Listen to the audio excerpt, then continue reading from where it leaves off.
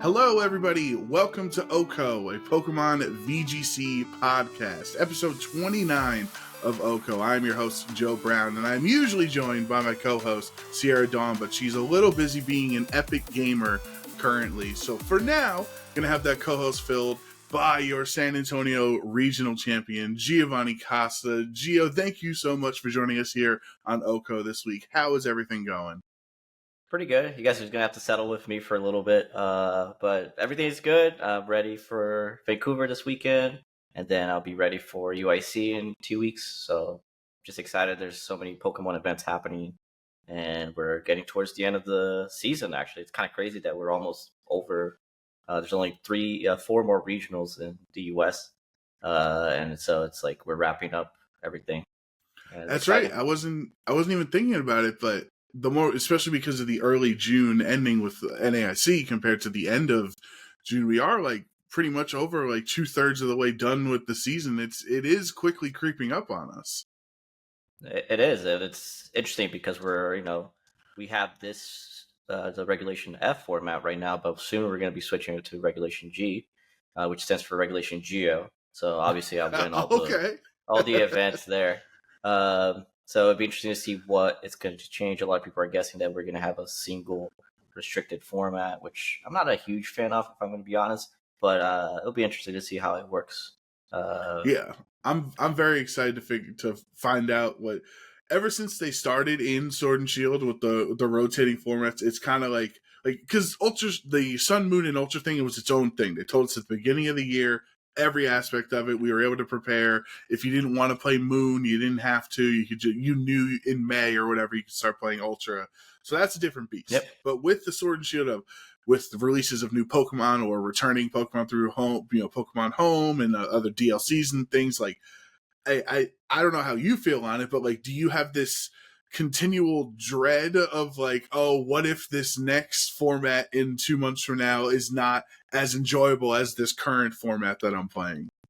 I try not to think about it too much. I mean, it's one of those things out of your control, right? It's like I think one of the things that Pokemon teaches you a lot, and I'm not even that good at it yet, but it's like only worry about things that you can control and not things you can't.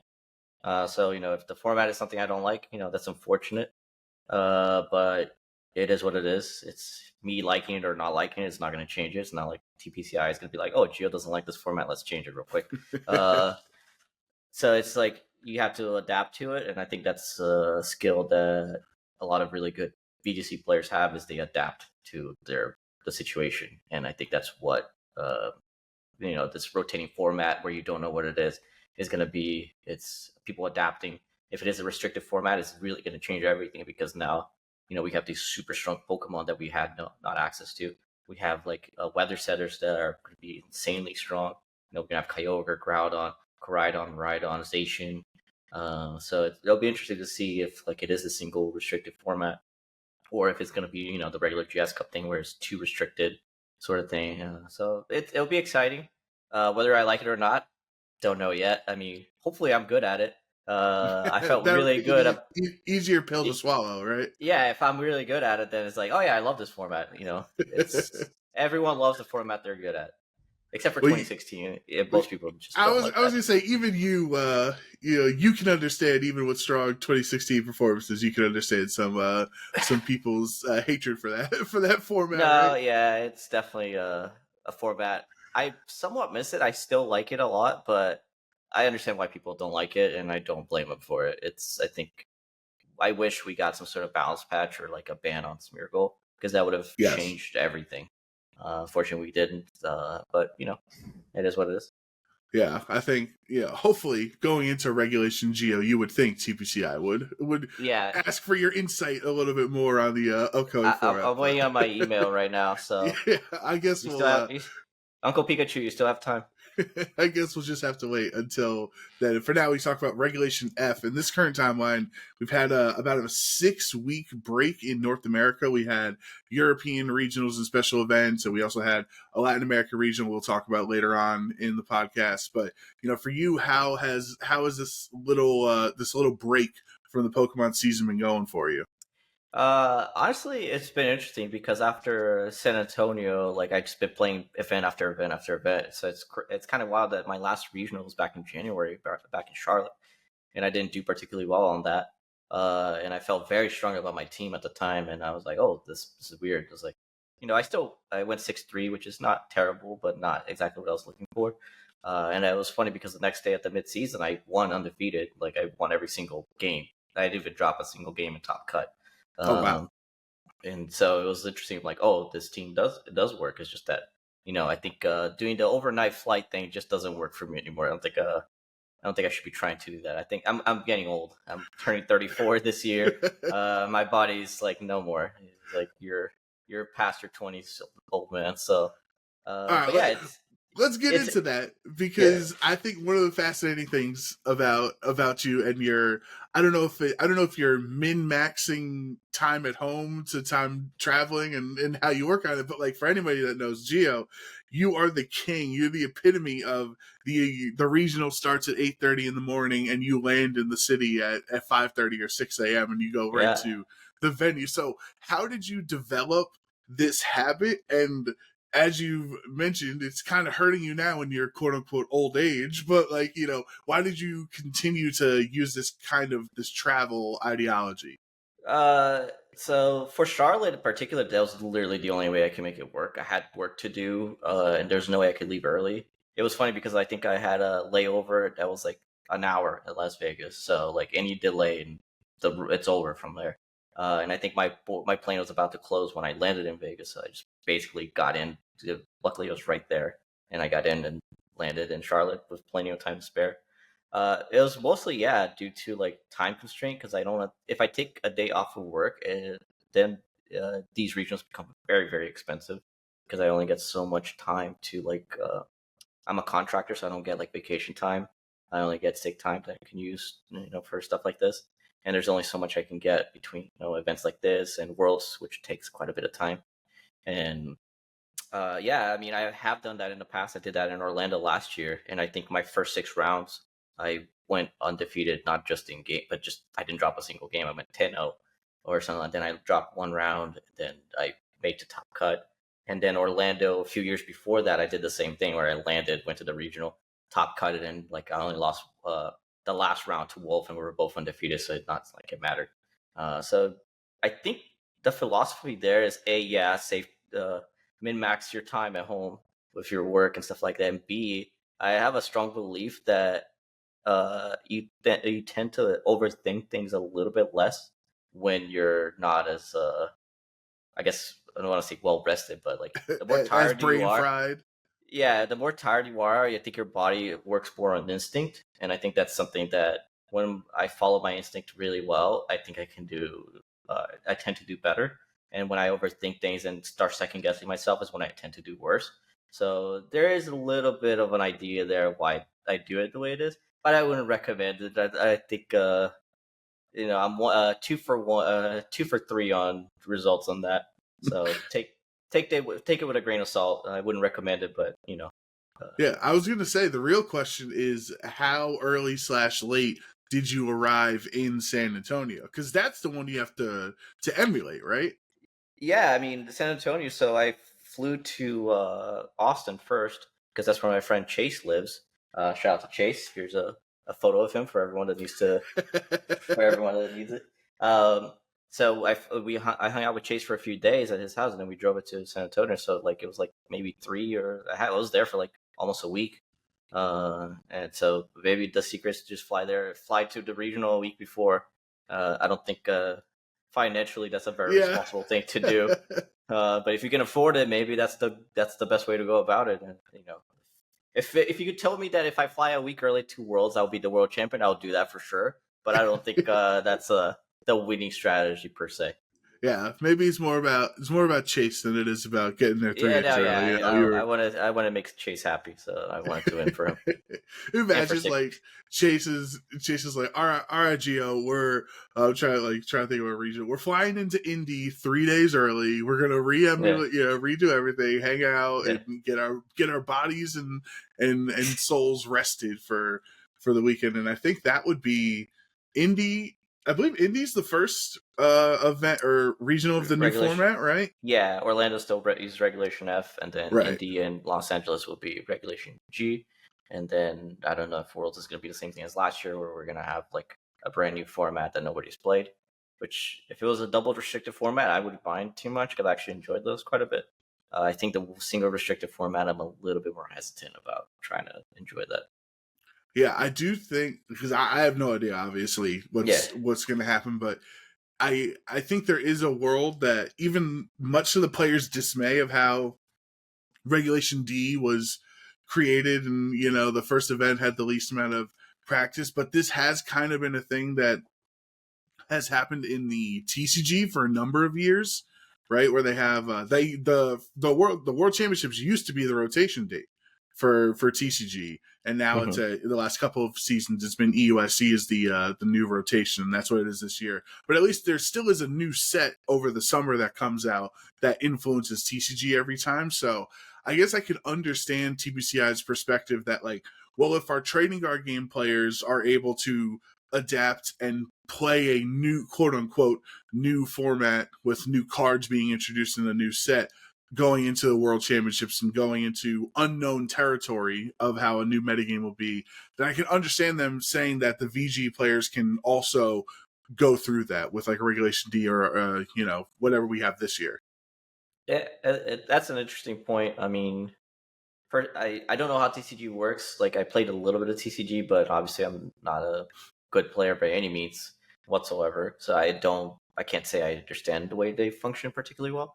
Having said that, I think the issue that I have with the way that this sort of like, oh, this one event is going to be this new format is that there's very little ways to practice. That's the official way to practice. For example, if you wanted to practice Regulation D, with for Worlds, you couldn't practice it until like really right before Worlds. If you want to do it an official way, obviously you can go to Pokemon Showdown and stuff like that. But I'm pretty sure that's not what TPCI wants you to do. So, and on top of that, there's no open team sheet for you to like practice with because there's no events.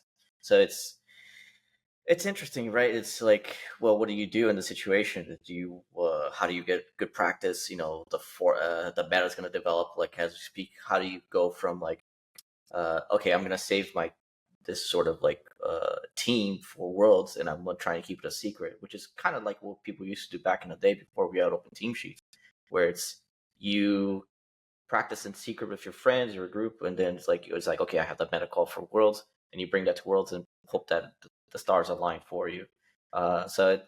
Having this sort of like one event to like make this happen, it sort of brings back the oh, I'm going to keep this a secret until Worlds, which would happen either way, but I think it happens even more now because for Worlds 2022, Rena Sun is still an extremely popular archetype, even though it's well known, and that's because we have so much time to develop that meta, and so it didn't change much. I mean, I think people adapted a few things here and there to make Charizard more bulky or something like that, but I think there's pros and cons to both. Uh, and I don't know if there's a right or wrong answer, but we'll see. It would be cool if it was a double restricted format. If it's a single restricted format, less cool, but still, at least it'd be something different. Yeah, for sure. And I think you're actually an interesting person to ask about the conversation of talking about open team sheets and information and things, because as when you're one of the best players consistently over the last couple generations in VGC, and I don't know you about that.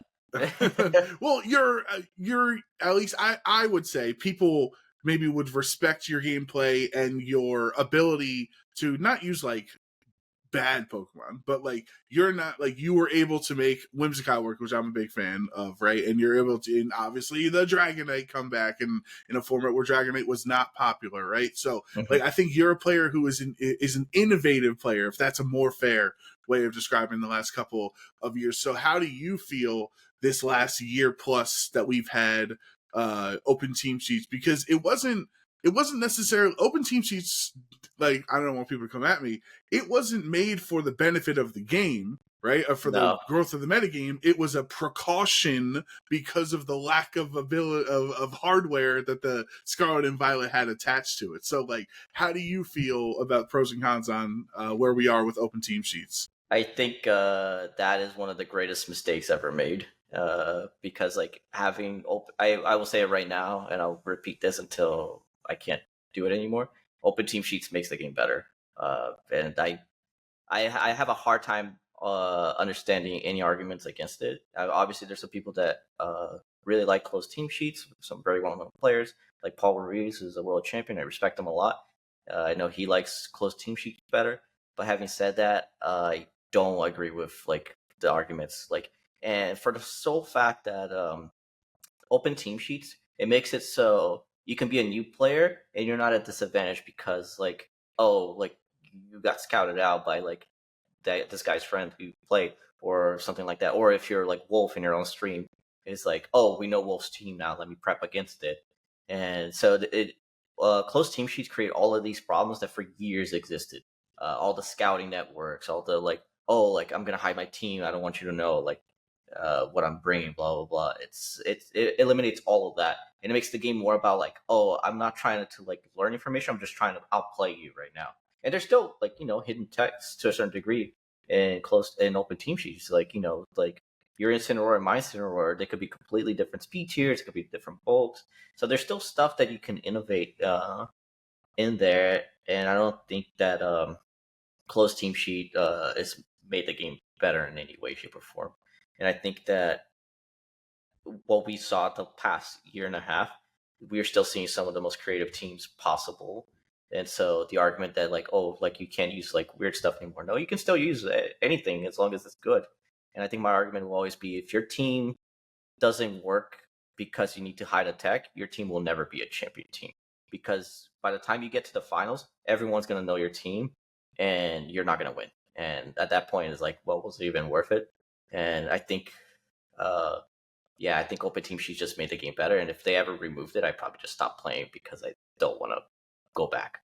Wow. Okay. So the open team sheets, like I know, and obviously, I would say more people are appreciative of them than not. Like obviously, there are Yeah. arguments on both sides, but it was kind of just the happy little accident that needed to happen in Generation 9, and now we hope it never goes back. But I think it makes me get into like the what if scenarios, you know what I Mhm. mean? Like playing, we've been playing this game for a really long time, and you wonder how 2015 would have went if you had open team sheets, and Oh, it would have changed so much. right, and like with the like hidden, like if you knew your opponent had hidden power Icelanders instead and stuff like so. I mean, I don't know if I should be like happy that we have it now or be like upset that we didn't have it before to get around some of the mind games, you I know? mean, if you want to look at the perfect example, look at how many people complain about the global challenge, and like, oh, I lost to Terra Bug, like I don't know, Archelodon or whatever. It's like, Terra goes, for my opinion, Terra goes from the best mechanic that we had to the worst mechanic in close team sheets because like your Pokemon can tear it to any type, and there's like obviously certain Pokemon are only going to tear it to one or two or maybe even three types, but even that's like impossible to like really figure out which way it's going to go until you're facing. And open team sheet removes that sort of guessing game that in Pokemon's a game that there's already so much like to a certain degree so much volatility, so much randomness that can hurt your run. Uh, and Terra would add to it if it was hidden as well. So I think I don't know. I think I can't imagine going back now. It's so much better. It's like I feel like by the end of like a day of playing Pokemon, I'm so less tired because I'm not like thinking like a million different things. I'm like, oh, does this Pokemon have Assault Vest? Does this Pokemon have Choice Scarf, and so on and so forth. And yeah, it's so much better for everyone. If you're an established player, if you're a new player, we see so many new players like do so well, and that's because, and to a certain degree, that's probably because they didn't have like 10 people scouting against them, and we had players like that are old school players. They're still doing well, and that's because they weren't on stream on round 3, and by the day 2, round 5, their team is like completely revealed and there's nothing to hide. So yeah, it's to me, it's a better way to play the game. And I'm sure there's some people that disagree, but I will never go back. I'll put it that way. Never taking the red eyes anymore, and we're never doing closed team sheets again for Gio. But one of you talk about Terra and the mechanics, and I would tend to agree with you that if we played the last year and a half in closed team sheets with terrestrialization, I think people's opinions of Scarlet and Violet would be significantly less. Let me give you a perfect example then. Like Michael DeVesti, who got to finals of Worlds last year, he wasn't on stream until the very final match of the tournament. Right. So he would have had a huge advantage over Shohei if it was closed team sheet, and we could have had a completely different world champion. So think about the fact that like we literally saw an example of like why closed team sheet could have like affected like an entire world's like result. So it's like, and I don't think it's fair. And that's what I think my biggest issue with closed team sheet is simply not fair. If I go on stream and I get scouted because someone in that home might be watching it, like, oh, you're playing Gio, this is what he had. It just gives me a huge disadvantage. And I think competition is about two people having the same tools to play against each other, not one person having a tool, more information over you. Right. And that's why like the new players and the old players, like you're talking about, both are thriving right now, because you're getting the friend with the Excel sheet out of the game. You're getting the guy walking around to all potential, X2s and like having a group chat. You're getting that behavior out of the game, and you're leaving, raw Pokemon VGC mechanics left in skills. And because you have the paper and it's Assault Vest, it's Terra Scarf, and it's Terra Ghost or Terra Fire or whatever, you still have to read your opponent. You have to read tendencies. You have to guess if he's going to terrestrialize. So the open team sheets don't give you everything. You still have to actually be a good player and analyze the position. So we have a lot of newer players to VGC that are listeners of the podcast, Gio. So for them, how I would imagine a lot of that issue is when they go to a local and they are overwhelmed with 6 Pokemon and 4 attacks each and a held item and all the different stuff. Like, what advice would you give to newer players trying to adapt to the overwhelming amount of information, and they still only have, whatever is 45 seconds, 60 seconds to make decisions each turn? I think the best advice I can give them is, try to, get really fast at reading. That's probably number one, if you can.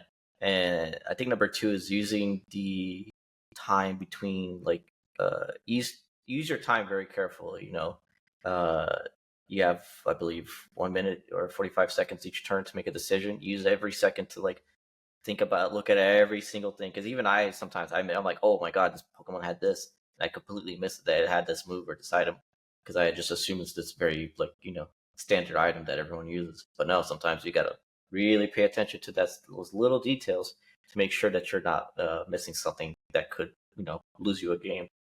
And I think the best advice I can give is just take it one line at a time, or one line of each thing at a time, and just make sure you absorb as much information as you can and act upon that information.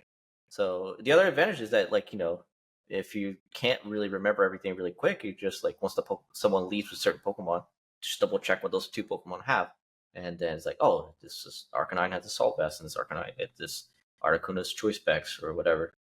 So I think just take your time as much as you can, and remember it's very rare for you to lose on time. So there's very little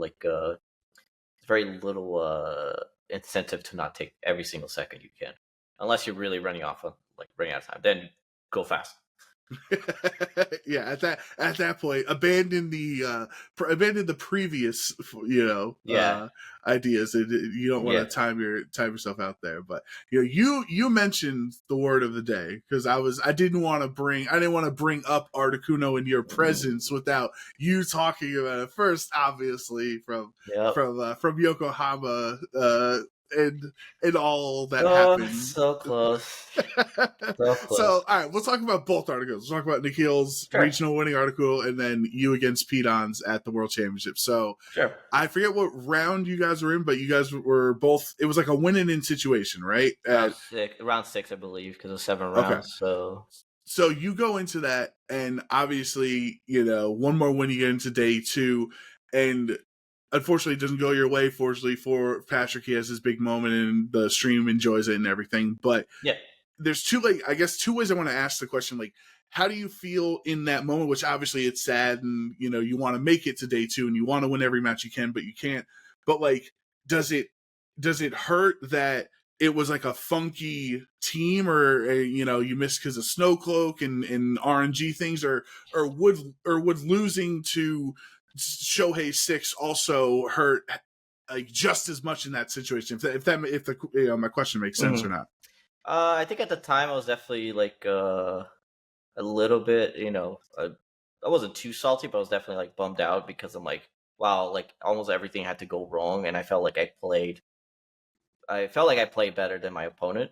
I just felt like the RNG was not in my favor on that particular set, and I was really bummed out because like my next set, I kind of like because I still had one more chance after that to win, and I lost. And my opponent outplayed me, and I was a little bit sad, but not too much because like he played better than I did, and sometimes I have to accept that. But I think the thing that upset me the most is this was the worlds I put the most time in, and I think I remember telling this to Ray before I filmed him. Is like, if I make it to day 2, I think I can win worlds this year.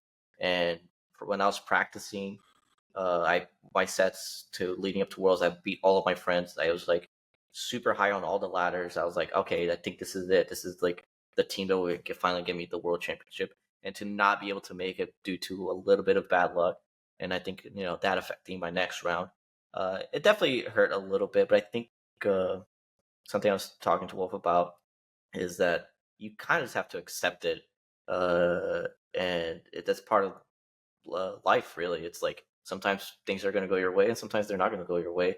And the people that thrive is the people that roll with the punches. And so instead of like letting that like make me like a bitter person, I'm like, well, I could have maybe make a 1 or 2 reads that are different. I could have, but how am I going to use that to improve?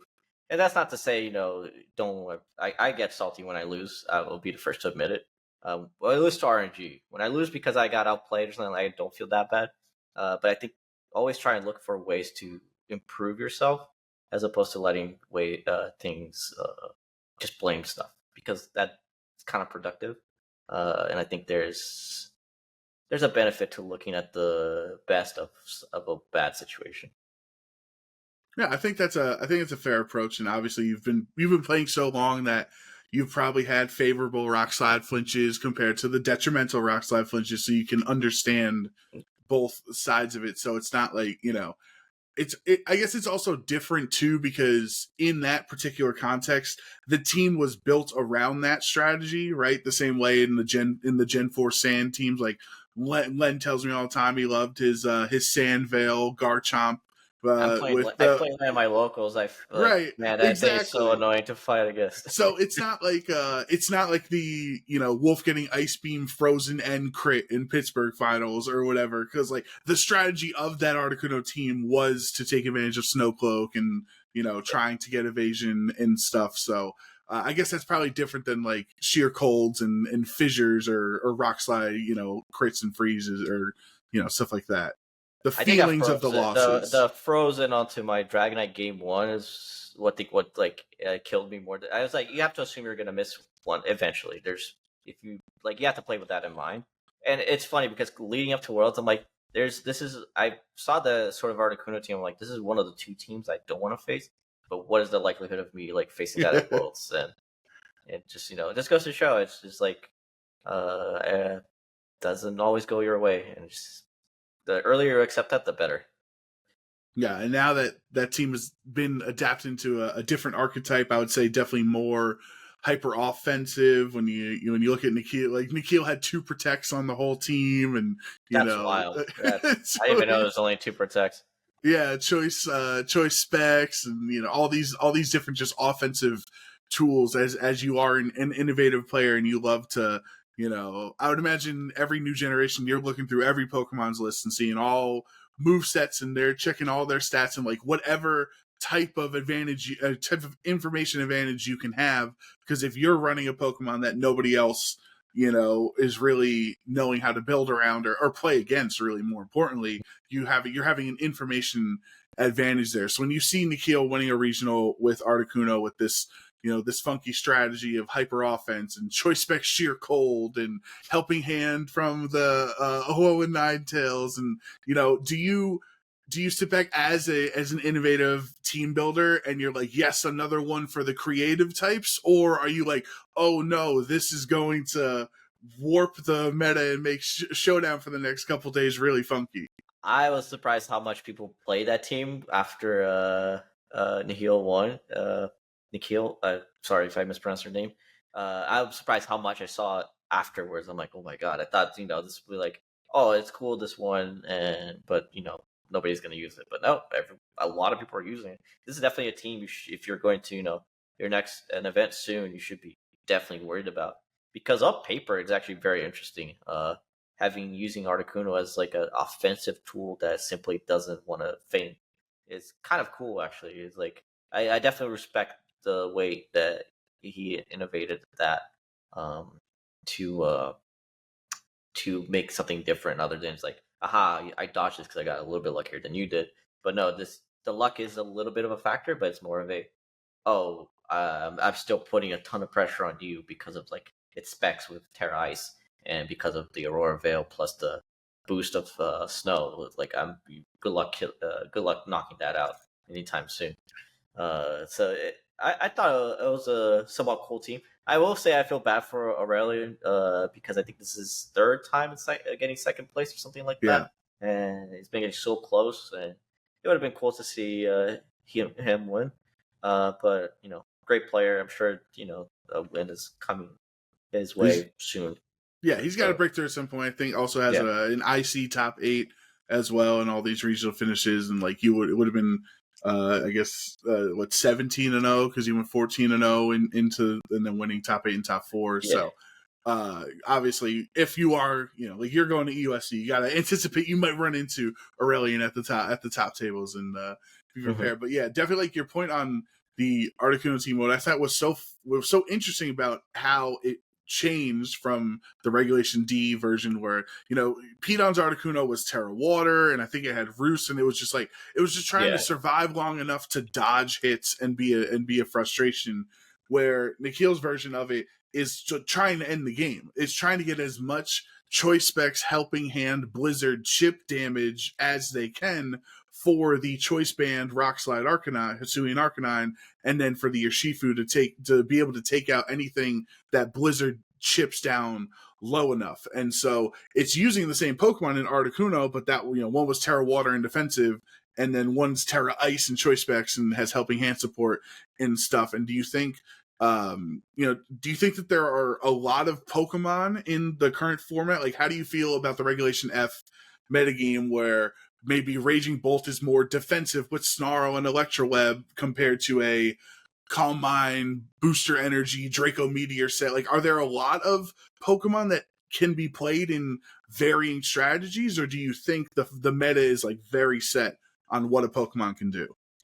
I think it's interesting because we're heading towards the end of the meta, but it still feels like there's so much to account for. You got the Articuno team you have to account. You have Side Spam you have to account for. You have the Insert Rillaboom, Calm Mind, the Raging Bolt team you got to account for. There's so many different things that I think runs now are going to come down to what teams do you face. Like what I like to call like matchup roulette, where it's like you might get lucky and face every matchup that you wanted to see, or you might get super unlucky and face none of the matchups you wanted to see, and that could just completely mess up your run. So it's interesting seeing how much this beta is developing still, even though we're close to the end. There's only 3 majors left, unless there's one more in Europe that I don't know of. But there's only 3 majors left, and we're at the end. But there's still so much coming out, and I think the teams that are going to do well are either going to be something that's established, or it's going to be something that someone kept a secret until the very end. So UIC, if you're going to both Vancouver and UIC, maybe you're keeping the UIC team a secret until then. And for Vancouver, you bring something you think you could do well, but you're not 100% sure. Or you could just be like, if you're only going to one of those two, you can be like, well, I'm just going to use what I think is going to win this event, and that's the end of that. I will say this: I have a team for Vancouver, and I have a team that I'm testing for UIC right now. So depending how Vancouver goes, if I do okay, but don't feel like that was the strongest showing, then I have this other team that I'm currently testing that I think could potentially do well at UIC. So it's interesting. I think it's interesting to see how much the meta's developed in somewhat short amount of time. It's only been 3 months since this meta started. So yeah, I think there's a lot to see, and I'll be very interested to see what wins UIC. Hopefully, it's the team I'm bringing, but I don't know. Yeah, right. And even if it's not like you piloting that team, it'd be if one of your friends is running the same six. Like, so we'll lock in this team winning USC. Give us a little more wiggle. I'm the only one running this team. I can assure you. Oh, yeah. Okay. I'm I excited. have what I called a sleeper pick in my team right now. It's in both my teams. I'm not going to say what it is yet. No leaks. Yeah, so hopefully if I make it a stream, you can see. Definitely, I'm surprised that this Pokemon has not seen more usage. But hopefully, if I can do well at Vancouver, it will spike up in usage. And if not, then hey, at least I'm the one that's keeping this Pokemon alive. And I love your honesty about you do have two teams, because I think sometimes I feel like people think casters are crazy when we say like, oh, this is Fresno Regionals right before NAIC. People probably aren't bringing what they're going to bring to NAIC, and I feel like I get like some pushback from people like, no, if a team is good, a team is good, and if you can win Fresno with this team instead of saving it for NAIC, then you should win, you should use it here and stuff. And I hear things like that like in isolation, I can understand that position that a team is good regardless. So you shouldn't be withholding it for a future event, because one, it could get leaked, right? If you're practicing and other people find out what your six is and start, countering it or whatever, and you kind of lose that window, quote unquote, of opportunity to win with the busted team. So when you see a Vancouver before EUSC or Fresno before NASC, I like that you're saying you do have two different options, because that's essentially what Toller told us when he was on the podcast before Charlotte. Was he was working with his team building group on two really strong teams, and he was back and forth, and he brought the Charlotte team and got top 8, and he realized, like, even though I had a great performance with this team, it's not the team that's going to win a title. So he went back to that other team he was working on, brought that to Knoxville, ended up winning with that strategy. So do you think that a lot of players, because casters, we always say players have multiple teams and they're withholding them for the bigger events, are we talking out of our whats, or is that actually like a top player thing that players do? I don't think that everyone's going to do that. I think some people are going to be like what your commenter says, like if a team is good enough to win a regional, it's going to be good enough to win the NIC. And there's definitely merit to that argument. But to that, I'll say also, it's like there is something to be said to catching people off guard. We saw Wolf and Carson bring that super crazy team to NAIC. Unfortunately, that got leaked right before the event, so some people got some prep against it. But that was a really cool, weird team that like nobody knew about coming in. And then the team that won with Alex was also kind of weird with the Team Blue stuff. I was like, wow. And Dragapult, I was like, I would have not guessed that was going to win NAIC. So I think there is something to keeping it a secret. Obviously, it's not like oh, this is the formula to win a major. There's no secret formula. I'll tell you that right now. So for some people that work, for some people it doesn't work. I know I'm the type of person that I like to take one team and just craft it and just like polish it until it's the best team it could possibly be by the time it gets to Worlds. So if you look at my teams from last year, it's an evolution of like every team I made up until Worlds. And I would say my Worlds team was my second favorite team I made that season, other than my Vancouver team, which I felt like if I had taken to one more event, I felt like I could have won that in Regulation B. But it's interesting. I think there is a merit to bringing something you think is strong at the right tournament, and there's merit to keeping it as just using what you think is going to win every event you're going to go to. So it varies person to person. If you're the type of person that can take a team, uh, a pace spin day one and just master it in like 24 hours, that's great. If you're the type of person that likes to craft over time, that works for some people too. But like I said, there's no real formula to winning events. Yeah, for sure. At this point, we've seen so many different strategies and different play styles of people to go. But we'll take an aside from the competitive aspect of Hmm. your career and go into the content creation side and the more stuff you do in real life as well. Get the audience to get to know you a little bit better. And I Sure. think one of my thoughts, like sure we talked about Articuno or whatever, and talk about Dragonite, but I think one of the other my favorite things associated with you is the Fletchling video. That's a long Unfortunately, time that's a ago. lot. Yeah, That's it's lots of time. Unfortunately, yeah, I don't that's a know deep what cut that. Yeah. for any new VGC fans out there. But so Giovanni, back in Gen 7, you had your YouTube channel. You're uploading like your Road to Ranked videos and those style of competitive battles. But you put a different spin on it. And I think that's what helped a lot of people like get to appreciate you and your content more.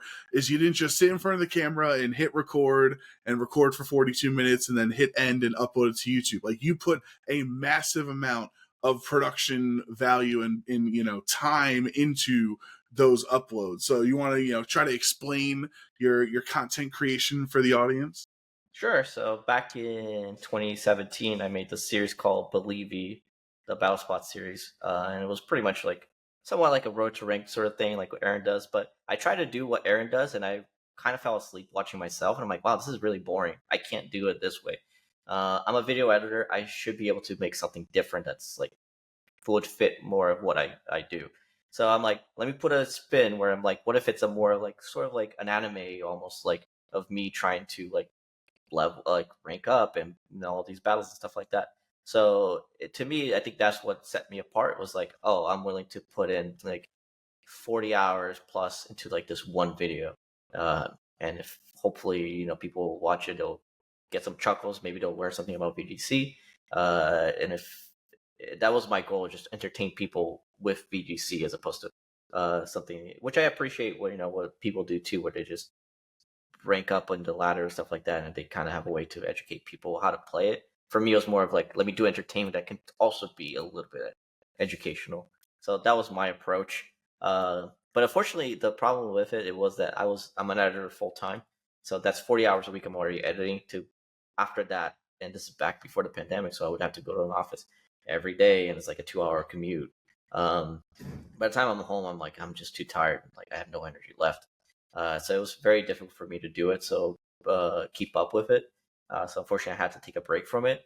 And then I think one of the other things I wanted to do was like, well, I want to like I really love documentaries. Documentaries is something I'm very passionate about. I love video game documentaries, and unfortunately, there's not that many good ones. There's very few video game documentaries I can actually recommend. But for those who are looking for recommendations, I definitely recommend The King of Kong, um, what's the indie game, the movie, and the last one is the Raising Kratos documentary. Those are three very good video game documentaries I highly recommend if you're interested in that kind of stuff.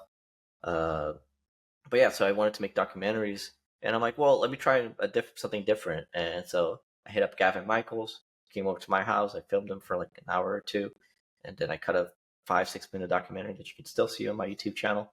And it did okay. Not as much as I was hoping to get a little bit more views, but VGC was still relatively small back in those days, so Yeah, it was very, very difficult to get a lot of views, even if you're somebody like Aaron or Wolf. Like, they weren't getting a ton of views either.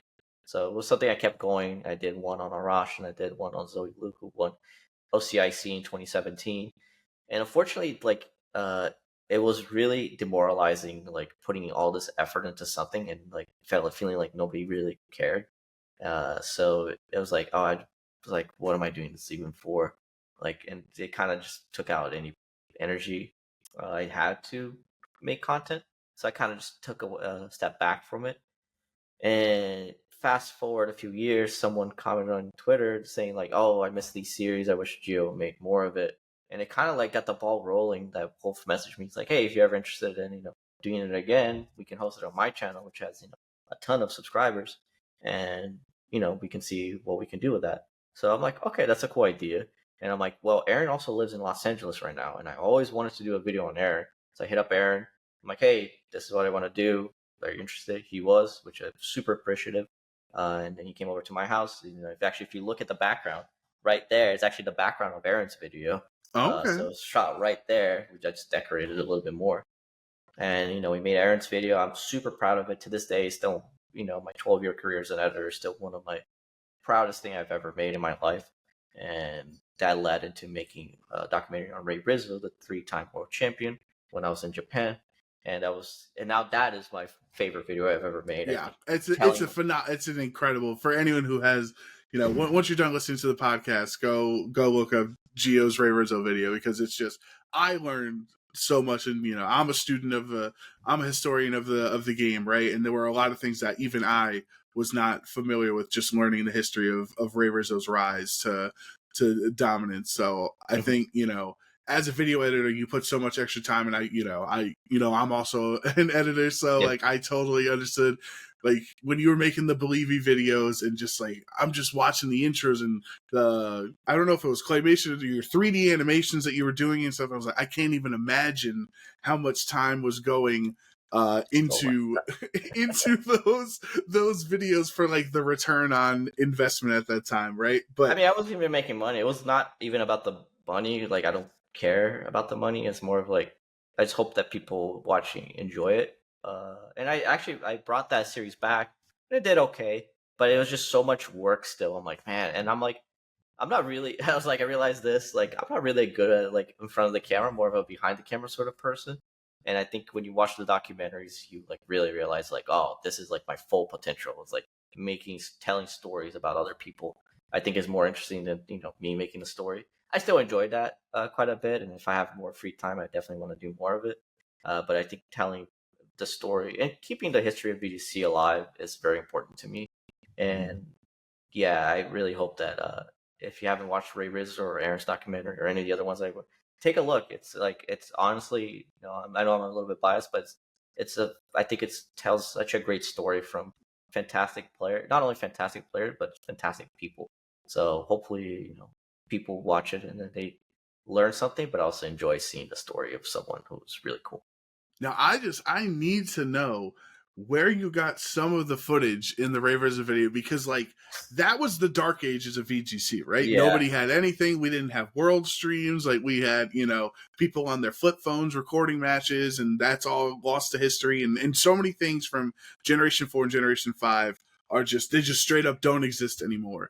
But the amount of footage that you found from that era for Ray, like it felt like we were a fly on the wall watching in Gen 5, watching him win all those years. And most people would say there is no footage of that generation. So, like, how did you get such great footage to have for that video? I mean, it's a mixture of like lots of searches on YouTube. That's one, or Google or whatever, and B, asking the right people. So I asked Stephen Morioka, who is very good BGC historian. He just happened to have some footage that was never on YouTube. I find footage of Ray and Naps 2010.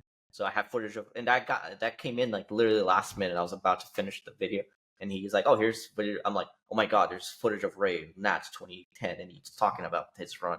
So it's stuff like that, and to me, that's the important thing is I want people to feel like they're there, like they were seeing like what it was like to play in 2010 when there's no chairs, you're playing best of one, single elimination nonsense. I want people to like witness and understand like how much things have changed over the years, so they can appreciate where we are now as opposed to where we started, and just be able to like feel like you're living through what his words. And that's one of the reasons I don't do narratives where I'm like doing sort of a voiceover sort of thing. I want the player to tell their story because I think there's something to like hearing the story from the person as opposed to me saying, "Oh, and then Ray Rizzo did this, and then he did that." So being able, and it's a lot more work because it's not like I'm scripting it. He says what he says, and he's like, oh, "Okay." And when I'm editing, I'm like, "Okay, how do I make this make any sense?" But I think like there's something to be said to hearing the words from him.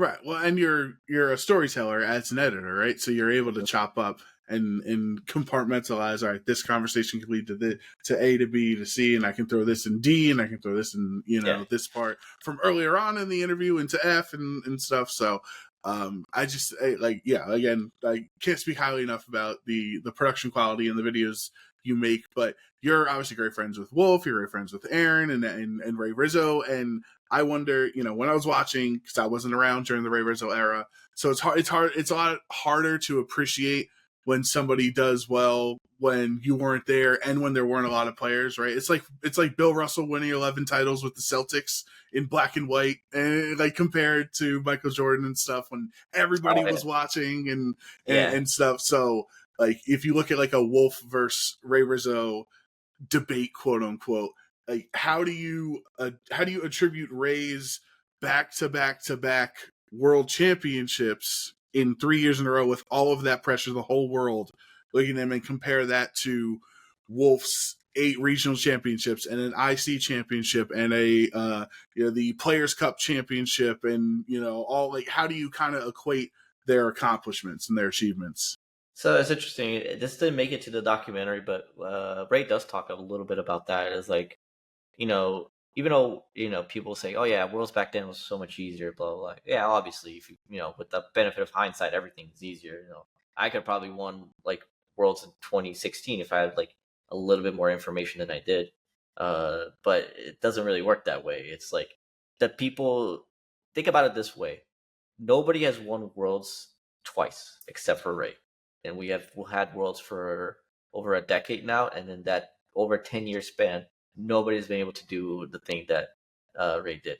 And sure, players today are much better than they were back then, but all the players back then were about equal amount of skill level, except for Ray, who was like above everybody else. Uh, and and I mean, it's not like Ray was playing people that are bad. He beat Wolf in 2011 Right. Worlds, and he beat Wolf again in 2012 Worlds Finals. He beat Sajin Park in I believe 2012 in Swiss. So it's like he played some of the best players to ever play this game back in the day, who are still great players today. So I mean, before the documentary, I would say that Wolf is the best player of all time. But after speaking to Ray and he's like understanding like how much he's accomplishment, and not only that, he won 2 regionals in 2014. Think about that. Right. And he got top eight at nationals that year. So I have no doubt that if he kept playing, he would have still probably be considered the best of all time. It's just that the passion got driven out of him by an unfortunate event, and back then there was not that much money to be made, right? So it's like, well, what am I doing this for? It's not like I'm getting rich or famous or anything like that. Like there's other aspects of life that I sometimes get pushed to the back while you're focusing on Pokemon. And I think Ray did the right thing in focusing on other aspects of his life. And I think he like doesn't regret taking a step back. And I think he's living pretty much his best life in Japan right now. So I think I would still consider Ray the best of all time. Having said that, if Wolf won Worlds one more time, then the debate was mute. That's exactly the question I was going to ask. I was like, okay, nobody else has one too, but what if Wolf gets another one? Then you count 8 regionals in Then the yeah, IC. then it's a Yeah, different story, and then they can't even argue anymore. right. And I think with Ray, what's so interesting in that 3 year stretch, but also you mentioned 2014 for playing well, and I remember even in 2017, he went to, like, I think a couple of regionals and played well. One of my first regionals that I had ever casted at, it was for grassroots for Critical Hit, was Hartford 2017, and Brendan and I casted Ray Rizzo on stream in Swiss, and like I was just sweating the whole time. You know what I mean? I was like, this is, at that time trying to build myself up from the Liberty Garden streams, and my I think it was my first regional stream, and like, trying to make a name. Like, this is the biggest match I've ever cast in my Yeah, life, and it was like round 2 of day 1 of or something like that. I forget what round it was, but like just the aura that Ray has, and when you consider the amount of pressure he had to win 3 in a row in a game that does not it does not, align itself with consistency because of how much RNG there is. Yeah. The probability of him winning 3 in a row through all of those critical hits and para flinches and rock slides and everything like that, it just seems so improbable. And the amount of pressure of the entire world is essentially Ray Rizzo versus the field 3 consecutive years, and with all that pressure, he was still able to. Not only was he still able to come out on top, but you could probably argue the 2012 team and his 2012 form was probably his strongest iteration of that stretch. So it's not like he got worse over time. You could argue he got better over time, and then he went his passions undefeated. changed. He went undefeated in 2012. He literally didn't. Right. He only lost, I think, 1 game period, and like he didn't lose a single set in Swiss. He didn't lose in Top Cut.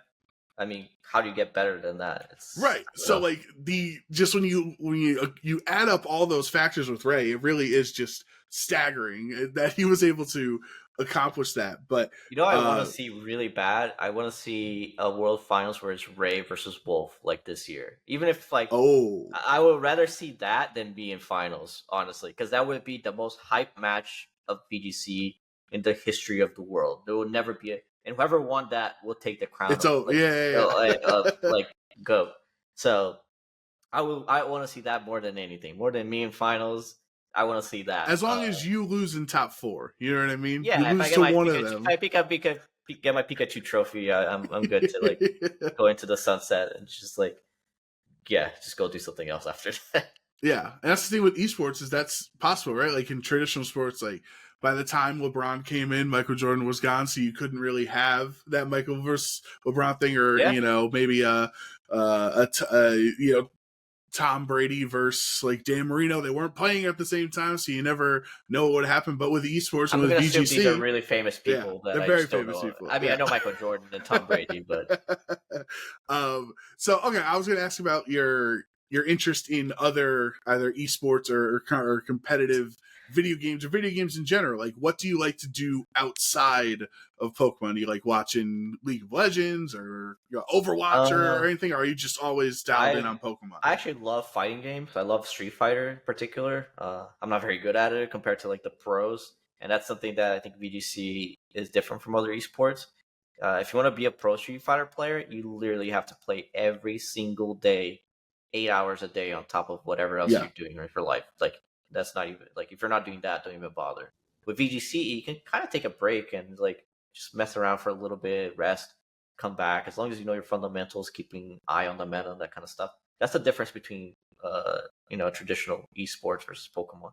Pokemon is a game that I feel like a new player can come in and become the world champion.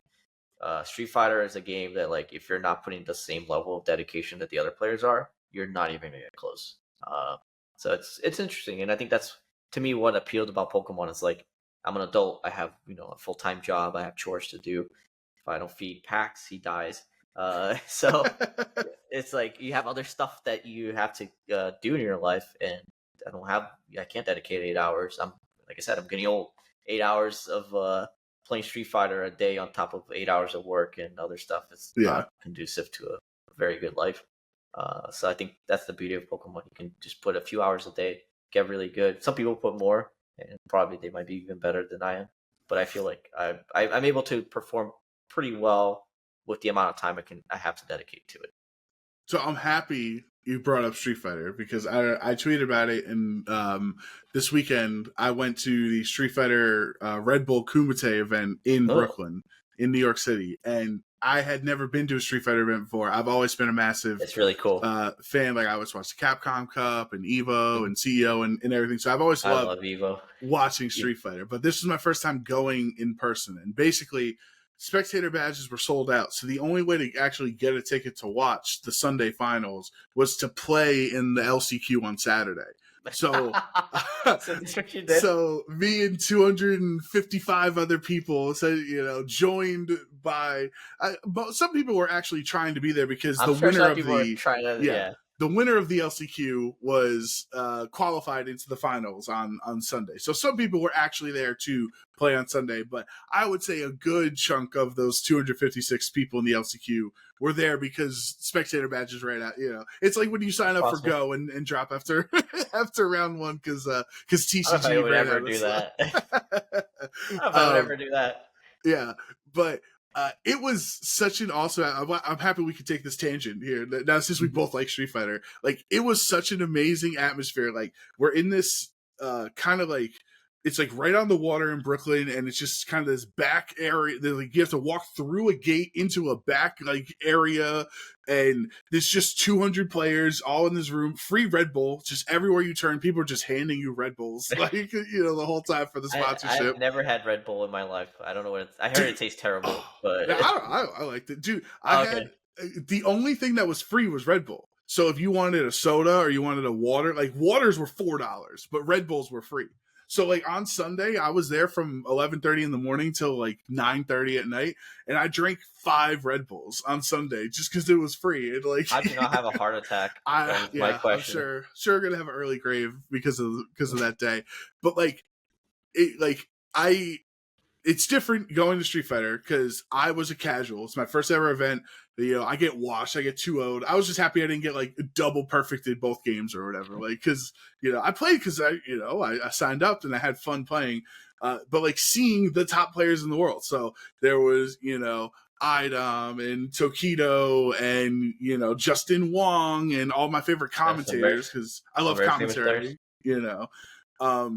That's similar to if you're at the Vancouver Regionals and you see Aaron walking around and Wolf walking around and all these other top VGC players. And I just I'm telling you, Gio, I was just a total casual. Like I was so nervous, like seeing some of the commentators. Like I didn't even go up to say hi to them, and I should have been better than that, right? Because when I'm at Pokemon events, people come up to say hi to me, and the other casters like. I should know, like, they're normal people. You can say hi to them. You can say you appreciate their work. But I was just, like, so starstruck at some of the players and some of the casters, and I was like, no, I can't do it. I was literally 7 feet from Idom, who's my favorite Street Fighter player. And my brother was like, go say hi, go ask for a picture. And I was like, I am stone cold right now. Like, I am frozen solid. I couldn't go up to him. He was just so cool. I'm sure some people in VGC is the same thing where they're like, oh, I can't really go up to Wolf. He's like, a god, and I'm like nobody. So I'm sure that happens. But I think if you're watching this, just don't be afraid to talk to people, but also be mindful of like when you do ask for a picture or a photo or something like that. Because those players are there to play, and they have to keep their eye on the prize, which is to win the tournament that they're in. So, don't be afraid, but also be mindful when you do want to ask, because, it could be a bad time. If you lose after a really devastating loss, it could be really difficult to be the person that want to be able to take a picture with after you're like, oh, it's like, I want to just take 10 minutes so I can just like refresh myself for my next round. So yeah, don't be afraid, but also be mindful when to ask for something like that. Right, but basically, where I'm bringing our conversation down to the Sunday. So Saturday was the last chance qualifier, and they had top players that didn't qualify. There were 14 to 16 slots that were invitation players. So those are the top to top, Punk and all those great players. For anyone that doesn't watch Street Fighter that's listening to podcasts, sorry, Gio and I are having a great tangent right now. Okay. And so the last 2 slots, one was the LCQ winner, and then one was the invited player, the round 8-player event where the 1 player would move on to that. And the Sunday was in another area with stadium seating, and it was like kind of a boxing or like an MMA ring in the middle. Similar to how they do. It's similar to how they do Evo every year, where Evo is actually at the Mandalay Bay, I believe, and it's like this huge arena and just like this crazy stage. I would love for Worlds. I mean, Worlds is kind of moving towards that direction, but I would love to see like a World Finals versus there's like this massive arena and just like 2 people in the middle just fighting it out to become like the world champion. Right. Exactly. So that's how I would say, so I was in the front row of the 4 angles. In one of the angles, I was in the front row, and you could see me in a lot of the reaction shots. It was awesome. But like as I'm sitting here, I'm like, oh my god, could you imagine how this would be for Pokemon? Like all of the Red Bull colors, and they had graffiti of every character in Street Fighter, like all over the ring, and they're literally running around the venue handing out Red Bulls to people, and like the atmosphere and they had live DJs and they had like all of these things, and the whole time I was like, dude, what if Pokemon could get this level of stage presence and of presentation for our finals, where you're literally in a mob of people, you are surrounded by, it was like 500 people in the arena watching the two best players in the world go at it for the championship. Like it was an atmosphere that like I couldn't even compare to anything else I'd seen. I'd say Worlds is moving towards that direction. It's probably going to take a few more years, but I mean, if you look at Ray's video, look at where they were playing like some podium, like with no decorations, and look at Worlds last year where we had these gigantic drums like on stage, and it was like super cool, like Japanese style like setup. So we're moving close to that. I don't know when it will be the day where it's like World Finals is going to be this ticketed event that's going to be in this whole completely different area, and that's just what you're going to be able to watch, nothing else. Uh, but yeah, it's slow and steady, I guess. Just be patient. Eventually, maybe we'll get there, and it'll be awesome to see, to be like the person on that stage, to be able to play for like the title, the very best. Uh, Yeah. yeah, Street Fighter is a lot of fun. Like I was at Evo for the Oh, I've first year never of been to Street. Evo. I'd love to go. I highly recommend. I've been to Evo in 2008, 9, or when Street Fighter 4 came out, and I was there for Street Fighter 5 when that came out. I missed it this last year because I was in Japan. Yeah. So I unfortunately missed Evo for that year. But man, like it's so cool to like be in a place like that. I would say the closest, like as I was sitting there and I was trying to compare it to Pokemon, the closest atmosphere and the closest, feeling that I had from the Street Fighter event, and obviously there's a lot of regional pride, and people are proud of their fellow countrymen, and they'll back them regardless. Like people like Idom's from New York, so he was being rooted for no matter who his opponent was because we were in Brooklyn. There's a lot of regional pride like that in fighting games, and I think the closest feeling I had at the Red Bull Kumite event was 2018 Worlds in Nashville with the Latin American players rallying behind Paul Ruiz. Like you Yeah. were in the crowd in that moment. Like I think for people who weren't playing in Nashville, or weren't playing back then, or weren't physically there in Nashville, like could you back me up and explain the atmosphere that the venue had in that moment? Like it felt like you were in a moment with the Latin American players, how attached they were to Paul Ruiz winning. Yeah, no, I mean, I'm from Brazil, so I was with the Latin people as well, cheering for Paul. Just because like there's two aspects to this. Yeah, this is the first time that someone from South America has ever made finals. So it would have been really cool to finally like prove that South American players. Not that they honestly didn't have to prove anything. They're great players either. They're great players in South America. But it was also at that time there was like sort of a stigma, not a stigma, but it was like this like players from like Europe and America and other regions, they kind of looked down on South American players, even though there was no reason to do that. Sleep on LATAM. Yeah, that kind of stuff. And I'll be honest, I always felt that was very rude. I think great players come from anywhere in the world, doesn't matter where you're from. So to discount an entire region felt weird to me. And it was cool to be like, not only, hey, like, oh, we like, oh, you said sleep on Latin, but well, Latin just won Worlds. But it was also like, yeah, I think South America in particular, Brazil and other countries like that. If you ever go to like an event there, man, people there are passionate, Yeah. very, very passionate, and I think that passion translated to like Worlds. And I think it was really cool to see him win, and finally people get the Latam get the respect that it always deserved to have.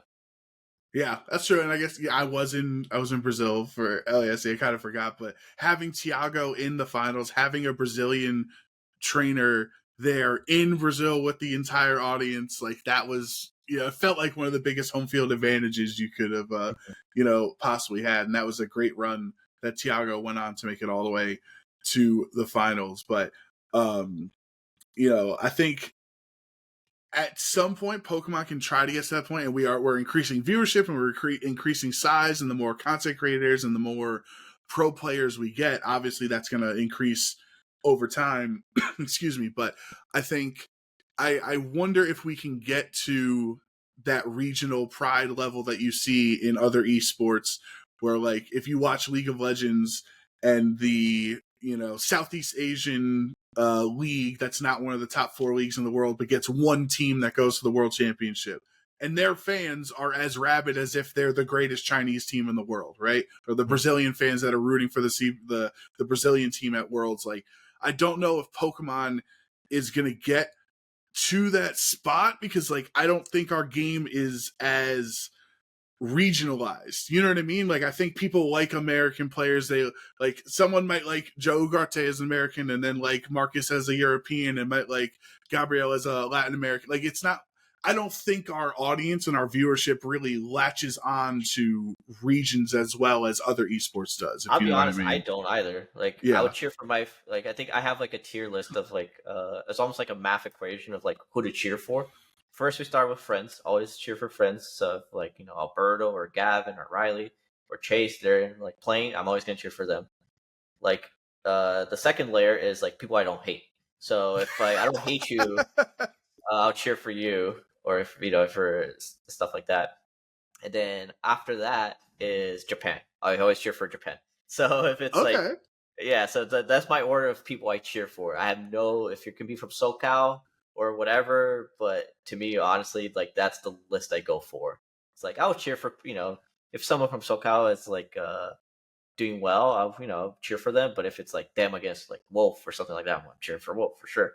Or if it's a Japanese player at Worlds, I'll probably be cheering for the Japanese player, unless it's a close friend, stuff like that. So yeah, but like you said, there's like I don't think we divide into regions as much as maybe other games do, and I'm okay with that. Honestly, it's like Yeah. I'm not a big believer in like, oh, I will cheer for an American player no matter what the situation is. No, it's like, is this American player someone I actually like? Is this person someone I want to cheer for? That's not always the case. Some people, they can be great players but not very good people. That's just the way it goes sometimes. So it doesn't mean just because you're from the United States or from Europe or whatever, doesn't mean I'm going to cheer for you. It just depends on who you are as a person first, over who you are as a player, and what team they're bringing to. Also, sometimes can be a big factor. And you brought up you being from SoCal and the great player base that we have in California and specifically in SoCal. How much do you think that helped you? Because I remember back in Gen 6 and Gen 7, like, you were coming around to Liberty Garden events. I'd see, like, you were on the grind trying to be the best, and trying to get as much experience and winning I don't as know if I much ever as. did that, honestly. Anybody would. I don't know I if I thought ever you went to did. I thought I saw you No, at an event in Brooklyn once. no, probably a Geo lookalike. I mean, Maybe. I was like, oh wow, I have a Gio's pretty here. generic. I have a pretty generic face, so I don't blame you Well, for thinking I that. retracted. I thought I saw you there once, so I No, no, apologize. But no, like, no, good. how much with your SoCal player base? Because you see, I say the same thing with New York, New Jersey, or players that are in Chicago, or like people that there's a strong Florida base, right? Like, how Mhm. much did that help you in the beginning of your VGC career? Just like kind of level the field or level the experience gap because you were playing against so many great caliber players. I think the old testament of well, I'm not a religious person, but iron sharpens iron. So it's like if you want to do well in SoCal, you have to be really good. Like even our lesser known players are very very good, and someone that could easily like take a game a set off of you if you're not respecting them. And I would rank SoCal as number 2 in like as far as difficulty goes in region. I would say New York, New Jersey by far has the most difficult. There's so many good players on that area. That's kind of like, and like I said, I'm not I try not to be biased in my opinion, but I would say New York has New Jersey has the number 1. SoCal, I say Florida has pretty good too. Seattle area also has some really good players, but yeah, SoCal, it's very very hard. We got so many good players here, and if you don't want to be constantly be losing to them, you have to up your game. You have to be like playing like very very well all the time. And I think that's what helped me like improve so fast is that I came from a region that, well, I can't just walk into like my PC and just like win and just leave because you're not gonna get better by that. I'm like every win I get here, it's like very hard earned. And so I think there's a benefit to like facing strong players all the time, even for something as small as a PC or a season, so that when you do step up to the big, a big regional finish, you had all that practice to help you get there. And even today, I see so many players in SoCal improve over time. It's like, oh, this person that just started last year, it's like, the first time I defeated them, I just destroyed them. Now they're like really, really good. And he's like, I have to be very careful, otherwise they're going to beat me. So it's cool to see like the improvement other people had the same way that I had when I first started out. Yeah, for sure. I can totally back you up on the iron. What was it? Sorry, iron. Iron sharpens iron. Iron sharpens iron. I was trying to think of that word. Yeah, and I felt the same just seeing all the great players in my region and how they've consistently been able to perform still top cutting events and winning regionals to this day. But before we wrap up this section of the podcast and we get Sierra back from Parts Unknown, we can't sit here, Gio, and not talk about the Dragon Knight comeback, right? Oh, kind of has to. It would be people want to know. Obviously, it plays 8 gazillion times at every Pokemon stream. I appreciate it every single time. So all right, so let's get into it. So for anyone who doesn't know, when I was working with the production team and making that first video, like it was instant. We're like, we need to think of historic championship matches and moments. Like everybody was like the Dragon Knight comeback. It was just like the number one thing. We knew it had to be the first episode, more than Seijune's Pachirisu, more than Wolf Swords Dance, all the things. We knew it was going to be Dragon Knight, and I didn't tell you anything. And no, I didn't know. Going into San Diego, I was the host. We had produced the video. We knew we were going to debut it in San Diego. And it was just like a happy little accident how it worked out. Because when you were on stream that round, I wasn't even a part of the match selection. It just, I was doing something in the lounge or whatever, and there's, Gio's on stream, and then everybody backstage. It might as well have been World Finals. Like that round of Swiss was like, please God, if you're listening, let Gio win this round so we can go from winner, winning on stream into Dragon Knight comeback into interview, and it all worked out. That perfectly, by the way. It was like, so, like from your perspective, you're there, San Diego, you play around, and then you and I sit down and you watch it with me, and we talk about the Dragon. Like, how did you feel when the Dragon Knight comeback video debuted from your perspective? Oh, I was very, very happy because I thought, I was like, oh, everybody forgot about this by now. It was like, it's not like I won an AIC afterwards. But it was. Yeah, we don't include that in the video. Yeah. Yeah, no. After that, I just pretend that the rest of the tournament ended. No, it was just cool to see that this like such a moment, such a pivotal moment in my VGC career was sort of being celebrated. And it's funny because like going back to Street Fighter, I equate that moment to the Daigo comeback from Evo way back in the day for when Daigo did like I think 15 perfect parries with like no life back. That's like the Evo moment 37 equivalent for VGC, where it's like nobody thought I was gonna win. Even I like knew I was like, there's no way I win this. But I'll just keep playing. You never know. And luckily things came my way, and to see that being sort of celebrated, it made me very happy. Like I said, I like mentioned in the video, and like I've said many times, Dragonite's my favorite Pokemon of all time. I used it all of last season. I used it every single tournament I went to last season. For 2 reasons. A, it was actually a very good Pokemon, but B, it was my favorite Pokemon. And unfortunately, for some reason, once like the world's ended, I'm like, all right, no more Dragonite for you. Out of my team. I've been thinking about ways to use it ever since, but so far I haven't really figured it out. But yeah, to see something like that done with my favorite Pokemon of all time, and now I'm sort of known as a Dragonite guy, it just makes me very happy. Just to like, in life, I think you should celebrate the little victories, and that to me is a little victory. And enjoy those moments because they don't come that often, and it's cool to enjoy something like that, no matter how small it is. Now, are there any other? Because I don't know. I'm sure they're going to make more of those videos because we have all of VGC history to look back on and look at significant moments. We've had a couple of those videos made. So, from your perspective, is there any matches in history for VGC history that you're particularly fond of that we haven't covered yet? Like, what would be a video you'd love to see a recap for? Or a match? Man, there's so many. There's quite a few. I mean, I'm biased, honestly. It's like, whenever my friends are on stream, I'm like happy. But I don't know how like there in 2018 LAIC Alberto made a really sick read where there was a Cresselia and a Tapu Koko on the field, and he made the read that the Tapu Koko was Cresselia was going to go for ally switch, so he Terra Z ground Terra no Z move Groundinium Z. Yeah. Groundinium Z that the Cresselia not to make the read, and he got it, and I thought that was like the sickest play ever. So that's one. I don't think people talk about it enough, but I was like, oh Right. my Yeah, god, because that was Cress has insane. levitate, right? So if he gets Yeah, it so wrong, yeah. if he gets it wrong, it's just he lost his ground Z. So I thought that was super super cool, and I mean, there's a lot of really good matches, but that was probably the one that stands out. And obviously, I'm biased because Alberto's a really close friend of mine. So, but yeah, I would have to go back and look. Like, I think it would be cool to show more of the old school matches, but I don't know how exciting those are. I think Ray finals in 2011. It's crazy, like how many paras he had, and he still managed to win.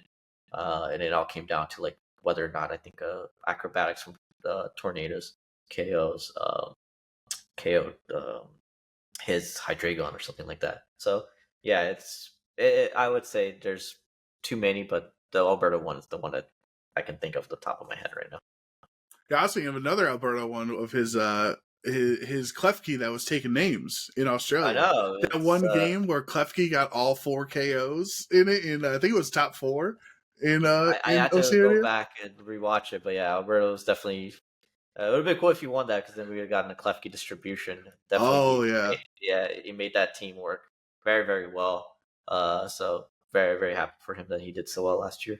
Now, besides the Dragonite, obviously, Gio, you're attached to Eevee, competitive Pokemon history, believe me, in Eevee, and you're just using that team as much as you could back in 2017. So we made jokes in San Antonio as you won. I was like Dragonite proudly watching from the sidelines since he was on your team the whole year, and then you kick him to the curb and finally win a regional without him. That was so sad. That's my so question sad. here is, so you won 2023 with Fergraf and Shifu, Ogerpine, and everybody, and you're like, would you have rather won that event with a Dragonite on your team, or would you have rather won a regional with the Bolivian Eevee strategy in 2017?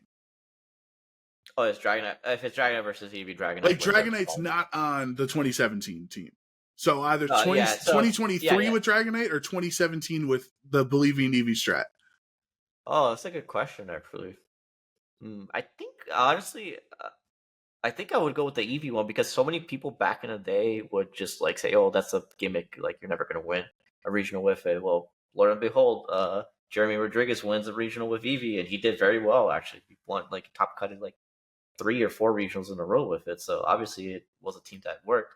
You just have to get, the right matchups. So I think I would go with the Eevee one in that particular scenario. But I mean, for the money wise, I would probably choose Dragonite. Right? As you get way more money now than you did back then. So I would say just for like the pride of like, aha, I proved you wrong. Eevee could win. So I would go with that. But to be honest, like winning any regional is like something just you should be happy with. It took me a long time to get there, and it just was such a moment that I can't even describe it, honestly, like the feeling at the time. Yeah, I mean, obviously everyone was popping off when you won in San Antonio, and there was we talked about it on the podcast. It was so great that Fergraf getting the regional victory, and kind of starting the Fergraf renaissance of the beginning of 2024. I was a Fergraf believer since Worlds because I had it in my Worlds team, and I'm like, I'm surprised people aren't using this. I'm like, I know this is a good Pokemon, and like so few people respect it, and like now it's like almost everywhere. And rightfully so, being able to stop your opponent's priority while keeping your own, it's massive. Especially if Rillaboom and Raging Bolt and so many priority users being viable. So it's funny because what's the name of the organization? Blanking here. Is it a Pokemon organization or a real life organization? It's the esports team that Wolf and Beast Aaron Coast. Beast Coast. They made a video about my Urshifu run at San Antonio. But honestly, I feel like the Farigiraf was the most important thing on that team that I don't think they talked about it. Hey, Fergiev got the last KO too. It did. It very much did. And I'm like, oh, it's like, I think after that, Fergiev got a lot more popular, and rightfully so. And I think it's a Pokemon that I wouldn't say like I started the ball rolling and then Wolf took it further, and now it's everywhere. And it's a really good Pokemon. Did you feel in the moment when you got the double Icy Wind crit that it was over, or were you just trying to not get too overexcited? Like, did you feel in that moment, oh my god, I'm gonna win a regional, or were you like, don't freak out, like No, there's still stuff to do? Yeah, no, there's still games to be played. Like you have to take it one game at a time. And I will say the double IC win crit didn't really matter because I doubled into the Lando slot anyway. So the Wicked Blow would have KO'd, and Rillaboom had already gone for Grassy Glide.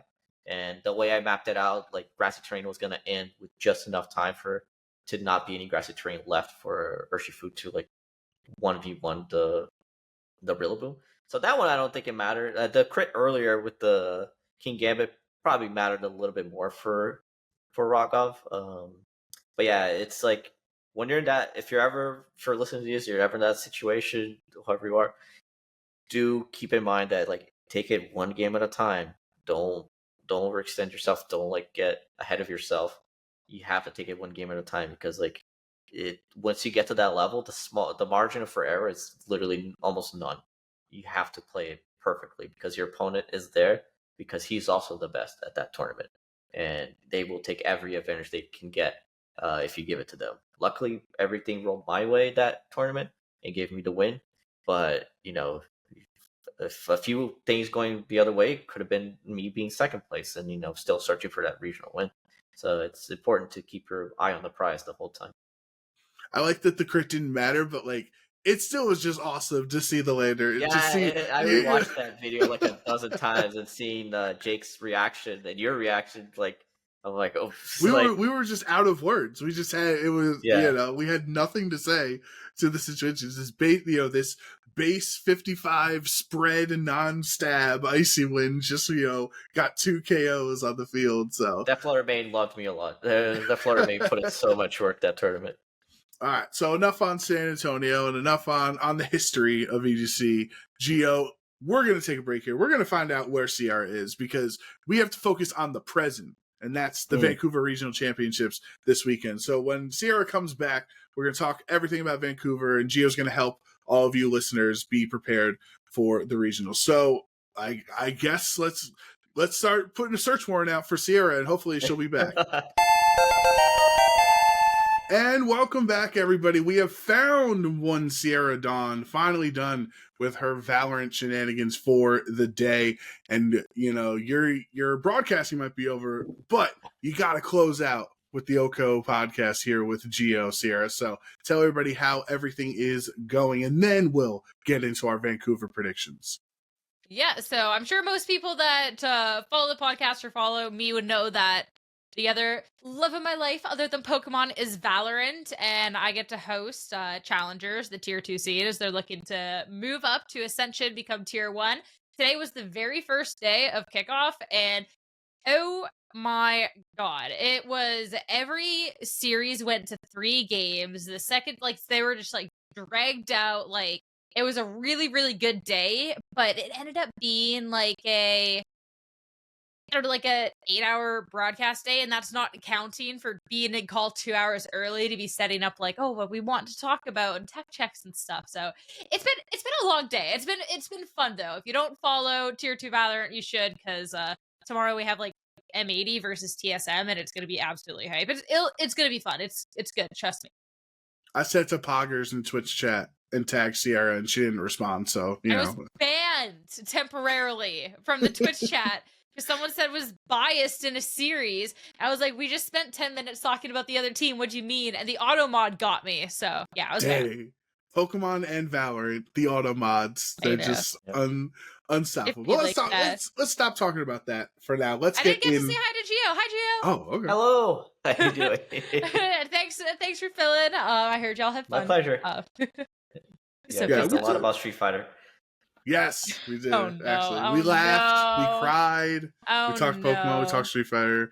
We talked fletchling, we talked a lot of great things. Anyway, let's get into it. Vancouver Regional Championships this upcoming weekend. Sierra and I, we're going to be there. Gio's going to be there. We hope everybody listening has a chance to go to Vancouver because it's a beautiful city and it's going to be a great weekend. But we have some predictions to go through. Our first predictions in a while since Knoxville, right? So been quite a while. Gio, how this works, it's all for fun. You don't win anything. It's just you just want to be right.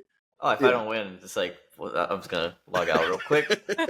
So we have Gio and I worked on the questions together in the break, and then our last question will be who's going to win the Vancouver Regional Championship. So let's start with it. The first question for Vancouver predictions: how many Articuno teams will be in day 2? We'll start with Gio. 3, no more, no less. That's precise. Okay. It is precise. I would hope that it's like no more, no less. It's not like a 3.5, Articuno Light out there. I don't know what it would be, but Articuno Light. This one's now. Remember, it's tough. Vancouver, Sierra. There's less players than a normal event, so it's not like there's 50 people in day 2. It might only be 35 players in day 2, 36. Something like that. Sometimes we get a little silly goofy out in the West Coast events, and they love their weather out there. But I think Canada. they love. It is true. Canada. They are goofy. Can confirm. I'm gonna say 2. I think 3 is the perfect answer. I actually think Gio's gonna be right on this one. I'm gonna say 2 just because I can't bring myself to say 4. I think other weather modes. Oh, please. No. There's gonna be more weather, and if there's more weather, I think snow inherently becomes worse.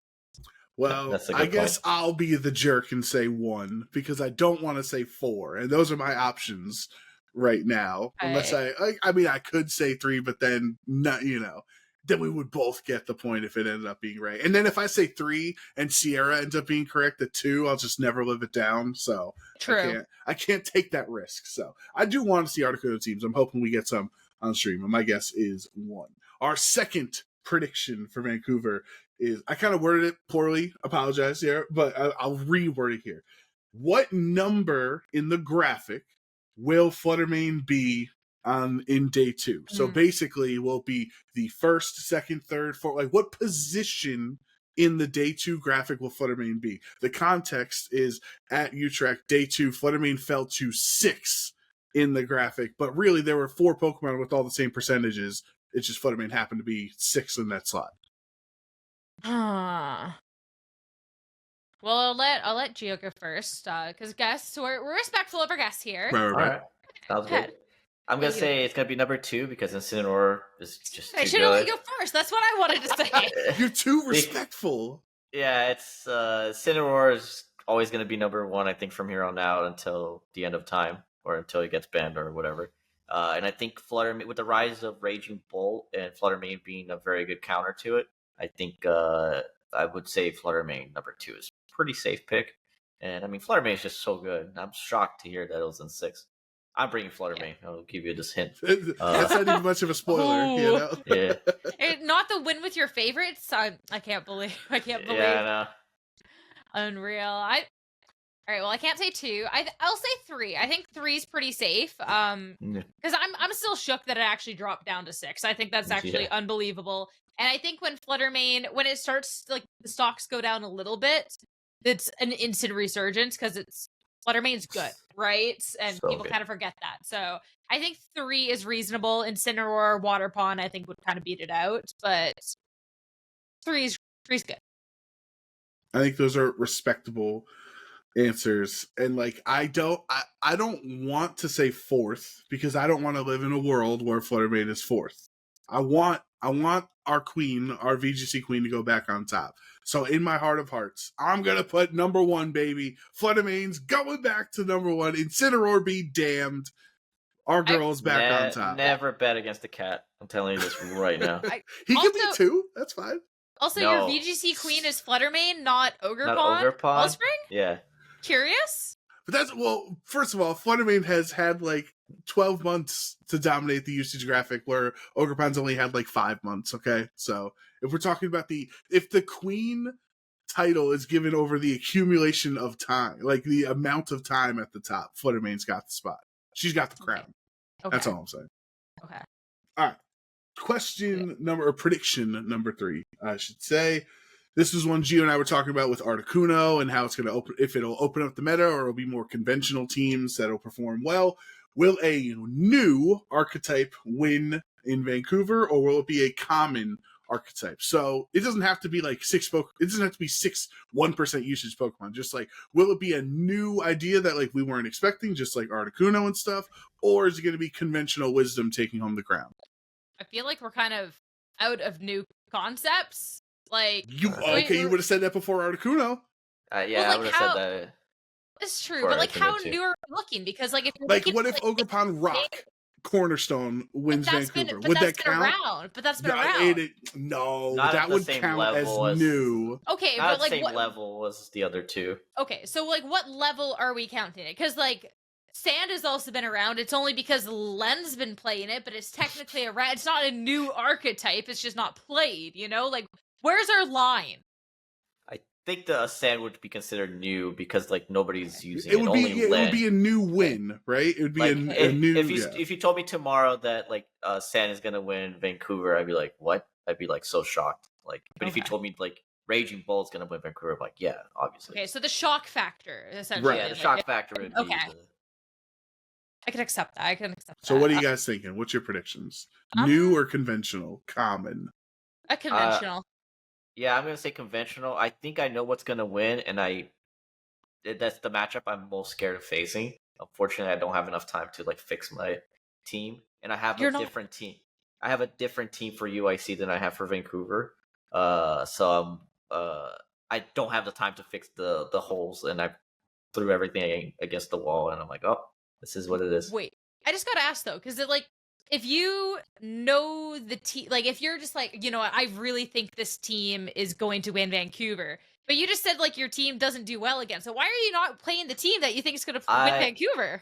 I have a philosophy. I have a few philosophies. There's 3 that I have. 1, never make a team with less than 2 protects. Less than less than 3 protects. Sorry, 3 protects is minimum. 2, never go against comfort. Comfort is king, even if you are gonna, if you know the team is gonna win, it doesn't matter. If you don't know how to use it, you're not gonna win with it. And that's important. That's the most important part. And number 3 is lock the team a week before the tournament. And we're already a week before the tournament at this point in time. And I simply ran out of time. And I'm like, I think I can dodge this matchup. I don't know how popular it's gonna be, but I know it exists. And I'm very scared if I see that on the team sheet. You know what? If you face it in finals and lose, it's not the end of the world. You already got the world's invite. You know, no, it is the end of the world. I want 2 regional wins. I want 3. I want all of the regional wins. All things considered, it's better to face this team in the finals than in round 9. Yeah, that's right. Okay, Joe Brown's just telling you to be comfortable with being a loser. That's crazy. Like, just be prepared to lose. Like, wow, that's crazy. Second place is okay. Yeah, that's not what I said. Yeah, it'll be interesting to see. I think this team is very strong. I just don't know if how popular it's going to be. That's the thing. All right. Well, just so we don't all have the same answer, and for funsies, I would love to see if Ogerpon Cornerstone won a regional or if Sand won a regional. So I will say a new or uncommon archetype is going to win in Vancouver. All right. Next question here. Gio and I were talking about Dondozo and how, you know, that like Ting Lu, you know, really annoying strategy is going to be a threat to be prepared for in Vancouver. So will there be more Dondozos with or without Tatsugiri on their team?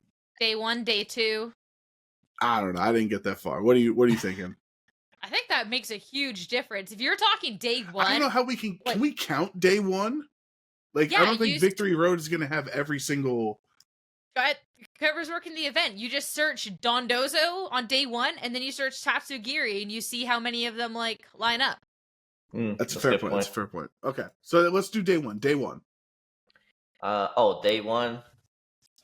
Day 1, 100% with. Oh, I was gonna say without. I think the drama.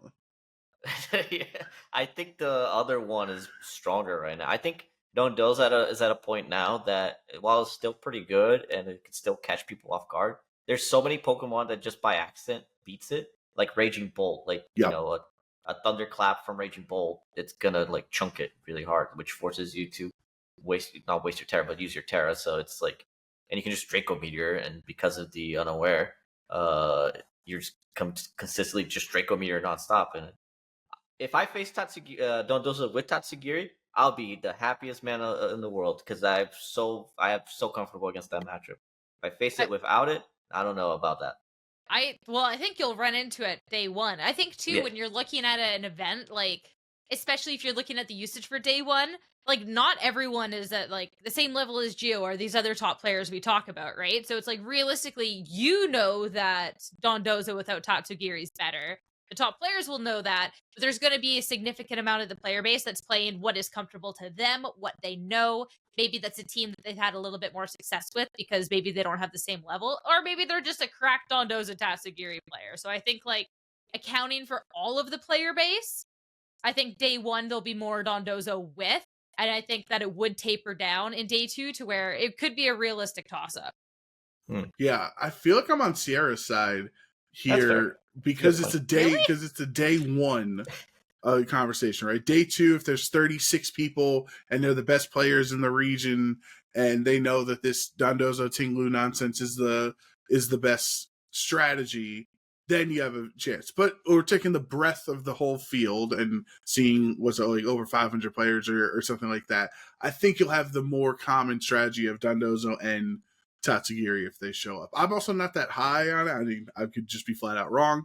So I don't expect to see many Dondozos. I could totally be wrong. But if I had to say, I would say they would be with Tatsugiri. Now, our fifth question is, will there be more single strike or rapid strike Urshifu in day one? In the context for Sierra, in Utrecht, the day one, how it worked out was single strike was like 1.5% more popular, and then day two they had the exact same percentage. So, but rapid strike's been on the rise. Before it was like a 20% gap. It was like 40% single strike and like 22% rapid strike, and now they're kind of neck and neck. So I have to think. Gio, I'll let you go first. Okay. I'm gonna say rapid strike is on the rise. I think now that people are like a little bit more conscious of like, hey, maybe we should have a weather on the team. I mean, obviously, single strike doesn't really have a weather benefit, where water Urshifu has the benefit of having the rain. So I'm gonna say there's gonna be a rise in water Urshifu, even with Ogerpon on the field. Like, there's still so many ways to counter it, and I think water Urshifu is gonna be back on top from here on out. If this was day two, I'd have to say single strike, but nobody knows going into like. I think that the water Urshifu is gonna be the water Ogerpon is gonna be back in business, never left. Yep. So rapid strike shouldn't be as good in day two, but that doesn't account for whoever just locks whatever on day one. So I think with that logic, I'd have to say rapid strike, only because it's a day one thing. Interesting. I actually thought both of you would have said single strike just because of the trend. Even if rapid strike has been on the rise and the gap has been lessening, still consistently the last couple of events, the single strike has been higher usage. So I think I would tend to stick with that, with how that trend is going, and say single strike will be more. You mentioned it doesn't have a weather advantage. However, single strike is on the Articuno team, and if everybody and their mother is going to play the Articuno for funsies in Vancouver, that's technically on a weather team. Aurora Vale, it's not bad logic. Aurora Vale helps Urshifu not get knocked out. It helps it not get destroyed. Aurora Vale makes it a little bit bulkier. I feel like water Urshifu just has the better typing if you want to go that route. Because I feel like dark type Urshifu, you have to use your Terra offensively, and you have to use a Focus Sash. So the bulk almost doesn't matter unless you're getting just hit by physical attack. I'm just saying it was on the Articuno team, and we'll see. Every little bit of damage mitigation matters, right? Even on a non-bulky Pokemon, if you end up living on 4 from a hit that would have knocked you out otherwise, who knows how it's going to work? But yeah, I'll say single strike continues to stay on top because for pretty much the most of Regulation F, it has been the higher usage. And then the real question that we're here for, the most important prediction for the Vancouver Regional Championships this weekend: who is going to win the Vancouver Regional Championships. And Gio, you are not allowed to say yourself. That's the rule. What am I do? If I can't cheer for myself, who can I cheer for? You can still cheer. You can still root for cheers. yourself, but in this imaginary scenario, you're not allowed to say yourself. Fine. I think I'm gonna do a safe bet and bet on Alberto. I think I know the team that he's using, and it looks really strong, and I know he is very, very high on the ladder right now. So I'd be interested to see how he does. And that's all I'm gonna say about that. Okay. Honestly, like, That's a good Alberto pick. always seems to be cooking. So yeah, I think that's a super smart pick. For myself, I'm gonna show a little love for Aaron Traylor, and I'm gonna pick him as my pick going into this. So, were you gonna pick him? I was 100% gonna pick Aaron Traylor. Or funny. All right. We've never like gone to vote for the same person. Yeah, we like haven't. that. That's actually the first time that we had the same answer. Do I just be a jerk? Is Joe going? Do I just steal him from you?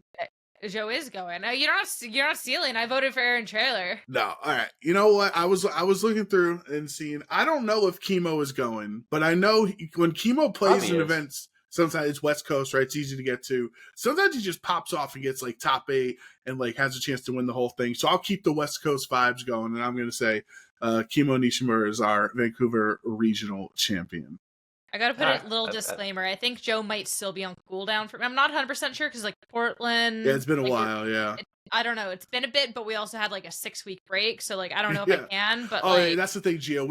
You can't guess the same person for 3 more events. So if you were on again 4 events from now, I can choose Alberto. Okay, thanks, fair.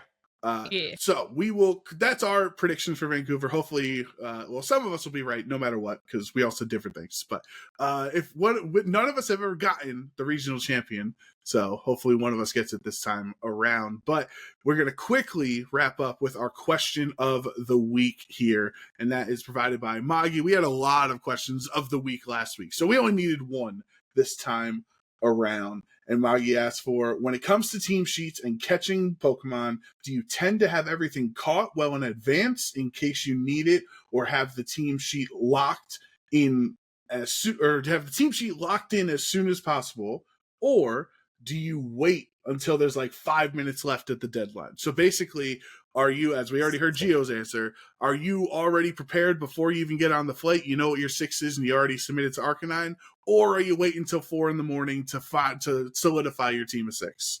That's wild. I can't believe people would actually do something like that, waiting last minute. Like, you've noted like you could submit your team sheet right this moment. You will not make a single change to it. It's already submitted. I just double checked this morning. It's a rule. It's a rule. It's a legit rule that I have. I have certain rules of like for Pokemon and in life in general, but I have this rule a week before. That's like, because go ahead. I was just about to say, what if there's like the biggest auto loss? Like you found out everyone in their Nan is running this team that's absolutely horrendous, unless you change your one item on your Incineroar, in which case you're going to be even. Then I will take advice from Ray Rizzo and say I'm just going to go in and play better than everyone. Ooh, good comeback. Okay. Also, Sierra has definitely been influenced from the school of Joe Ugarte, waiting till 6 a.m. to finalize. I can't believe he does that. That's wild. So, I think it's not as normal as Sierra might think. I'm 100% on Gio's side. Even from my old playing days, my rule is I did not get in the car or I would not get on the plane if I did not have my team solidified. I just don't think it's worth it to wait that long. Like if I'm going to invest the time to travel to a location, I have to be prepared enough with the team and know what I have going into that event.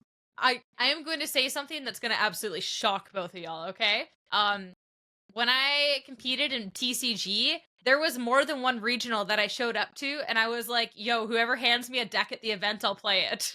Because, like, oh my God. I'm not bringing a deck. Like, I'm playing whatever. And Baltimore, last year before VGC started, sure enough, I rolled up and I'm like, all right, guys, what am I playing? I got a Mew deck similar to what I'd been using, but different kind of build. Did not do well, but yeah, no, it is a pattern. So, see, yeah. I'm not saying that like my way of doing it is the way that will guarantee a win. Obviously, my win record at regionals tells me otherwise, that this rule is dumb. But I will say, there, like I was telling Joe earlier, there is something to be said about comfort pick, where I feel like the more comfortable you are with a team, the more you are to be able to make plays that like doesn't take a whole lot of like thinking, where it's like, oh, I was gonna make this play, but now I don't have this like move or this item. Now I can't make that play, and I'm like second guessing everything. So there's something to be said up, to me at least, is that even if, like you said, like someone did, like I was like, there's a team, I have to do switch one item on my team and it fixes everything.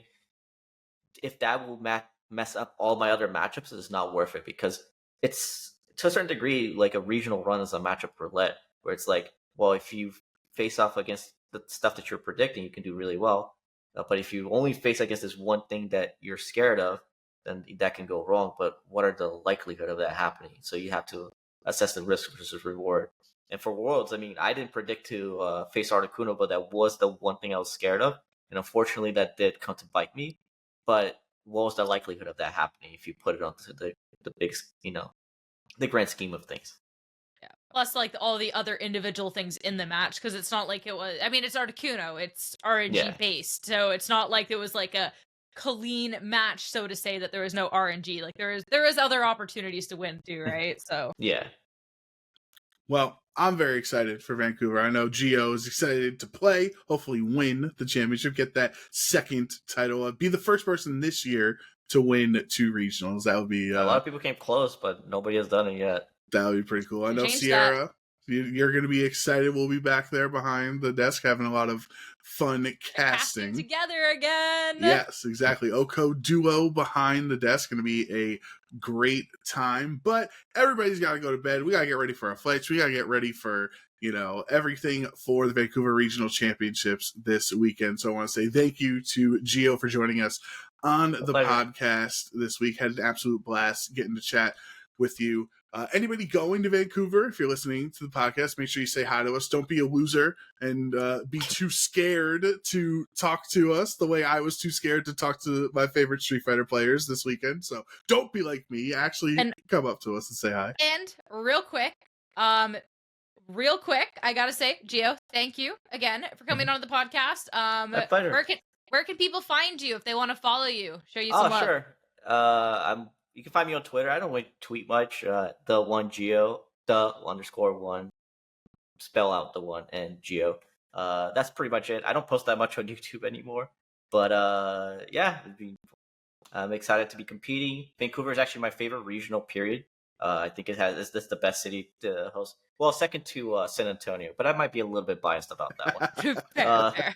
But yes, I'm super excited to be back in Vancouver. Just love the area, just love everything about it. So hopefully I do well. If not, I can just go explore. I can go into the woods, fight some bears or something. It does have a lot of those. Get some poutine on your journey. That's definitely what I'm gonna have, much to Sierra's dismay. But anyway, that is enough for us this week. Thank you, Gio. Thank you, Sierra. Thank you, everybody who listened. It's been a great time. Make sure you tune into the Vancouver broadcast this weekend. And for now, we will see you next week on OHKO.